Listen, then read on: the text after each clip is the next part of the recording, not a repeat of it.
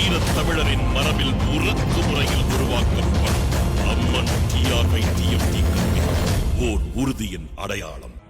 சபரிமலையில் பல மணி நேரம் காத்திருந்து இறைவனை வழிபடும் சூழல் நிலவுகிறது. இதற்கு என்ன காரணம்? கூட்டத்தை கட்டுப்படுத்தவும் நெரிசலை தடுக்கவும் என்னென்ன ஏற்பாடுகள் செய்யப்பட்டிருக்கு? இந்த கேள்விகளை களத்துல இருக்கிற நம்ம செய்தியாளர் ரமேஷ் கண்ணனிடம் கேட்கலாம். ரமேஷ், பக்தர்கள் வழிபட எவ்வளவு காலம் ஆகிறது? பக்தர்களுக்காக என்னென்ன ஏற்பாடுகள் செய்யப்பட்டிருக்கு?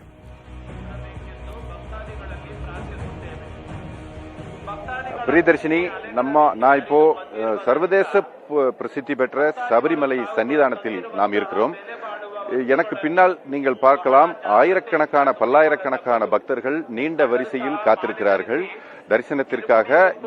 இன்று காலை 3 மணிக்கு சபரிமலை நடையானது திறக்கப்பட்டது. 2:30 மணிக்கு அதிகாலை பள்ளி உணர்தலோடு சபரிமலை நடை திறக்கப்பட்டது. இந்த 3 மணி தரிசனத்திற்காக நேற்று நள்ளிரவு முதலே பக்தர்கள் சபரிமலைக்கு சன்னிதானத்திற்கு வந்து குவிய துவங்கியிருந்தார்கள்.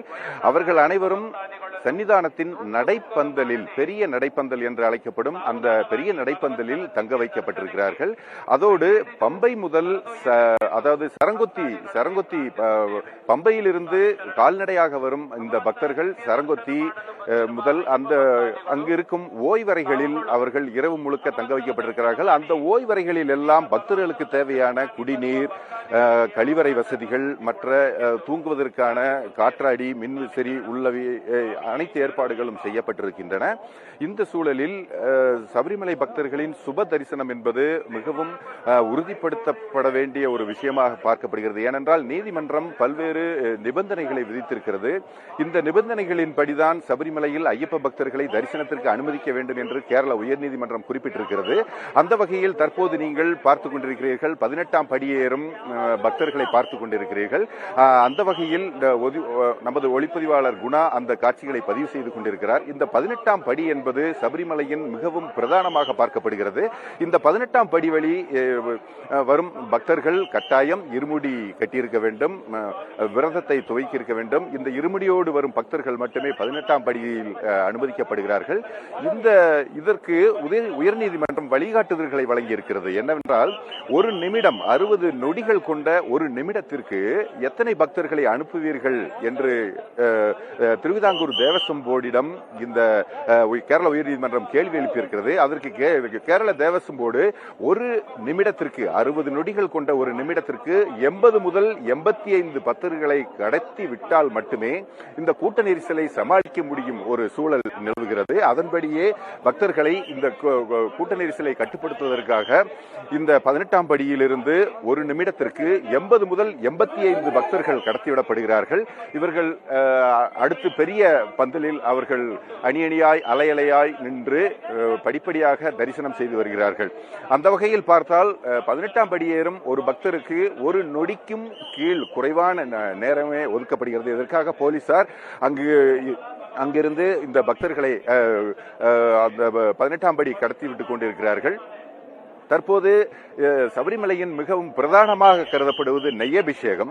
இந்த நெய்யபிஷேகமானது நடை திறக்கப்பட்ட 3 மணியிலிருந்து 3:30க்கு கணபதி கோமம் முடிக்கப்பட்டு, இந்த கணபதி கோமம் முடிந்தது பின் 3:30 மணி முதல் அதிகாலை 7 வரையும், பின்பு தற்போது 8 மணி துவங்கி தற்போது 11:30 மணி வரையும் இந்த நெய்யாபிஷேகமானது நடக்கிறது. இந்த நெய்யாபிஷேகத்தின் பிரதானம் என்னவென்றால், அது நெய்யை இந்த சபரிமலை ஐயப்ப பக்தர்கள் தேங்காய்க்குள் நிறைத்து ஐயப்பனுக்கு படைப்பதற்காக கொண்டு வருகிறார்கள். இந்த நெய் கெட்டு போகாமல் இருப்பதற்காகத்தான் இந்த தேங்காய்க்குள் நெய் நிரப்பப்படுகிறது. அந்த இருமுடியிலும் கூட இந்த நெய் தான் அதில் பிரதானமாக இருக்கிறது, வைக்கப்பட்டிருக்கிறது. இந்த நெய் தேங்காயை பக்தர்கள் சபரிமலை சன்னிதானத்திற்கு வந்து அதை கூட்டமாக கூடி உடைத்து ஒரு பாத்திரத்தில் நிரப்பி அந்த நெய்யை ஐயப்பனுக்கு அபிஷேகத்திற்காக கொடுக்கிறார்கள். இந்த அபிஷேகம் செய்யப்பட்ட ஐயப்பன் விக்கிரகத்தில் ஊற்றி அபிஷேகம் செய்யப்பட்ட இந்த நெய்யானது பக்தர்களுக்கு பிரசாதமாகவும் வழங்கப்படுகிறது. இதற்காக நீண்ட வரிசையில் காத்திருந்து நெய் வாங்கி செல்கின்ற பக்தர்கள் ஒரு நெய் அபிஷேகத்திற்கு 10 ரூபாய் என்ற மிக குறைந்த, சபரிமலை சன்னிதானத்திலேயே மிக குறைந்த இந்த 10 ரூபாய் என்ற கட்டணம் இந்த நெய் அபிஷேகத்துக்கு வழங்கப்படுகிறது. இந்த நெய் அபிஷேகத்திற்கு பக்தர்கள் அதிக ஆர்வம் காட்டி வருவதற்கு காரணம் காரணம் என்னவென்றால் நெய்யானது நமது ஆத்மாவாகவும் சபரிமலை ஐயப்பன் பரமாத்மாகவும் இருக்கின்ற ஒரு ஐதீகம் இருக்கிறது. அந்த வகையில் ஒரு ஆத்மா, ஒரு மனிதனின் ஆத்மா இந்த நெய்யபிஷேகம் செய்யும் போது சபரிமலை ஐயப்பனின் விக்கிரகத்தில் அது கலந்து மனிதனும் இறைவனும் இரண்டர கலப்பதாக ஒரு ஐதீகம் இருக்கிறது. அதற்காகத்தான் எப்பாடுபட்டாவது அபிஷேகம் செய்த நெய்யை ஐயப்ப பக்தர்கள் வாங்கி சென்று கொண்டிருக்கிறார்கள். அவ்வாறு இந்த தரிசன நேரம் முடிந்த பின்பும் கூட, நெய்யபிஷேகம் முடிந்த பின்பும் கூட பக்தர்கள் நெய் வாங்கி செல்வதற்காக சபரிமலை சன்னிதானத்தில் நெய்க்கான தனி கவுண்டர்கள் திறக்கப்பட்டிருக்கின்றன. இந்த கவுண்டர்களில் இந்த நெய் என்பது குறிப்பிட்ட அளவு பாத்திரங்களில் அடைக்கப்பட்டு ஐயப்ப பக்தர்களுக்கு பிரசாதமாக வழங்கப்பட்டு வருகிறது. அந்த வகையில் சபரிமலையில் தற்போது பக்தர்கள் கூட்டம் அலைமோதி வருகிறது. இந்த ஆண்டு, அதாவது மண்டல மற்றும் மகரவிளக்கு பூஜைக்காக சபரிமலையில் நடை திறக்கப்பட்ட கடந்த நவம்பர் 16ஆம் தேதி முதல் தற்போது வரை இந்த சபரிமலையில் பக்தர்கள் கூட்டம் தொடர்ந்து அதிகரித்து வருகிறது.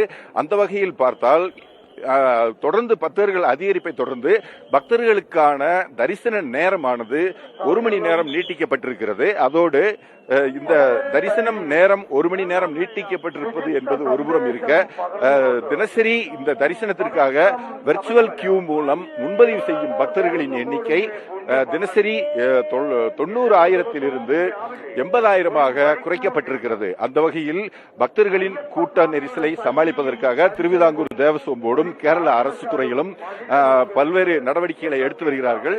பக்தர்களின் பாதுகாப்பிற்காக 4 கட்டங்களாக போலீசார் நியமிக்கப்பட்டிருக்கிறார்கள். இந்த ஒவ்வொரு பேட்சிலும் 1500க்கும் மேற்பட்ட போலீசார் பாதுகாப்பு பணியில் ஈடுபட்டிருக்கிறார்கள்.